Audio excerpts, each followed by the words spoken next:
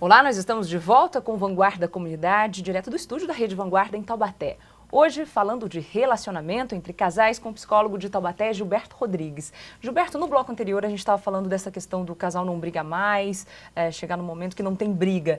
E acaba virando amizade, um relacionamento parece que de amigo, de irmão. E pode acontecer da pessoa, por exemplo, de um dos dois, acabar buscando outras coisas fora do relacionamento e de repente até um outro relacionamento.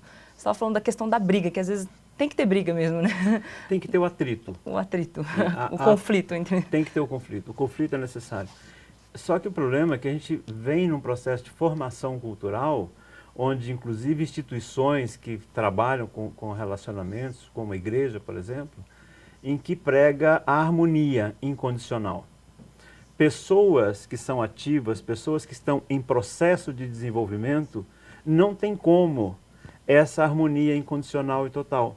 Quer dizer, além de filhos ou de circunstâncias de trabalho, bastam que duas pessoas, que são individualidades diferentes, estando em processo de evolução, estando em processo de desenvolvimento, o tempo inteiro, se elas estiverem sendo honestas consigo mesmas, elas vão estar tendo necessidade de fazer acertos, acordos, de fazer aproximações, às vezes afastamento, e é nessa confusão toda que prevalece a relação de respeito.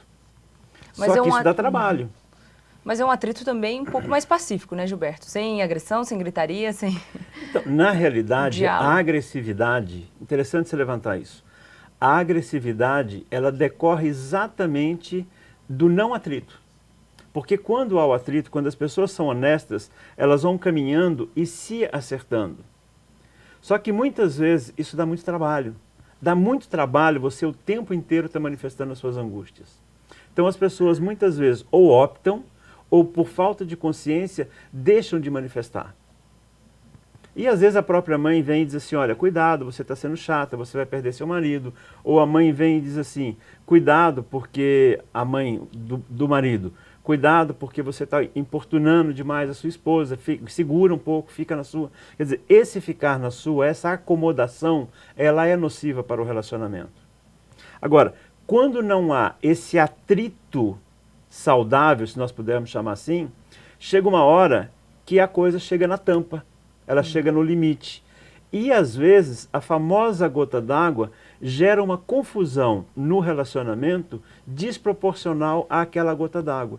E quando nós vamos verificar, e isso às vezes ocorre no consultório, quando você vai acompanhar o processo de evolução de um casal, a gota d'água só derrama, e às vezes derrama de forma cruel, porque houve um silêncio que vem sendo, vamos dizer assim, silêncio silenciado, quer dizer, as pessoas vêm se calando há muito tempo. Então é importante o diálogo, conversar, para não deixar chegar nesse ponto de estourar, explodir. É importante o diálogo, é importante você manifestar as suas angústias, porque ter cuidado não é desagradar o outro. Porque é mais ou menos o seguinte, se tem uma situação aqui que gera um desagrado entre nós dois, eu só tenho duas alternativas. Ou eu vou falar correndo o risco de que isso te desagrade, e se eu não quiser te desagradar, eu vou silenciar e eu vou ficar incomodado. Mas, Gilberto, e quando eu falo uma coisa para você que eu imagino que não vá te desagradar e isso acaba desagradando você? Se é uma relação saudável, eu vou manifestar a minha contrariedade, o meu desagrado.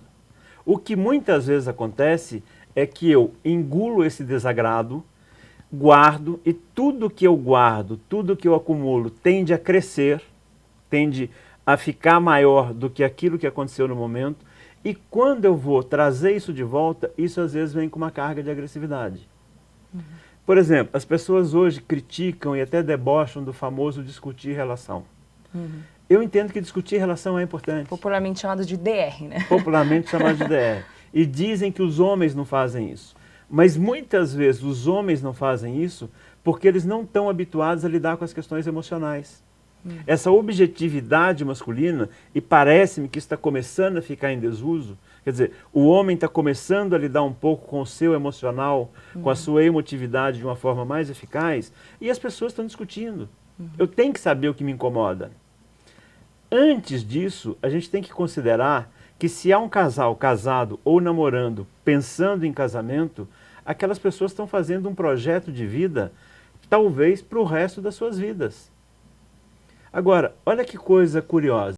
Como é que eu vou construir um projeto de vida com uma pessoa, imaginando que isso seja para o resto da minha vida, e normalmente este relacionamento é o mais frágil, é o mais empobrecido, é o com que eu menos me manifesto. E é muito comum você ver pessoas, homens ou mulheres, participando muito mais das suas angústias com um amigo, com um colega ou com uma amiga, do que com o namorado ou com o cônjuge. Quer dizer, alguma coisa está errada nesse caminho. E tem que começar em casa, então. Antes de chegar no Olha amigo, só, na amiga, começa em casa. tem que começar com você, Uhum. tem que ir para casa, e dependendo desse arranjo que se faz em casa, não sei se tem necessidade de ser público. Tá certo, Gilberto, mudar um pouquinho de assunto. Na realidade, dá para uma pessoa, por exemplo, se apaixonar por duas pessoas ao mesmo tempo? Amar mesmo ao mesmo tempo duas pessoas? Então, essa questão ela é muito complicada. Então, por exemplo, amar, se você entende amar como aquela pessoa me preenche de tal modo que tudo que eu quero na vida é permanecer ao lado dela, quer dizer, se o conceito de amar ele é remetido para mim, é muito difícil eu querer que duas pessoas me completem. Até porque eu não terei olhos para outra pessoa. Isso acontece muito com a mulher.